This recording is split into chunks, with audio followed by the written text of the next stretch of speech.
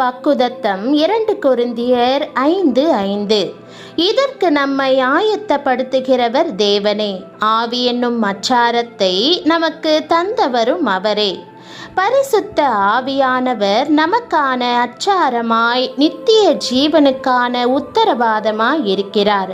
வாழ்க்கையில் சோதனைகளும் பாடுகளும் வந்தாலும் அவர் ஒருபோதும் நம்மை விட்டு விலக மாட்டார். நம்மை பொறுப்புள்ளவர்களாக நடத்தி தேவனுடைய நோக்கத்தை நிறைவேற்றும்படி வழி நடத்துகிறார்.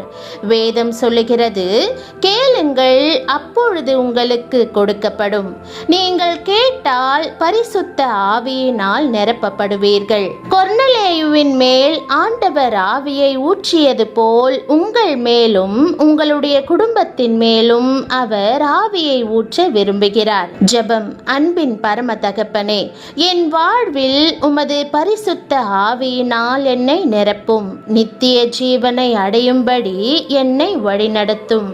என் குடும்பத்தின் மேல் உமது ஆவியை ஊற்றி உமது மகிமை எங்கள் வாழ்வில் வெளிப்படுமாறு அருள் புரியும். இயேசுவின் நாமத்தில் ஜெபிக்கிறேன் நல்ல பிதாவே, ஆமென்.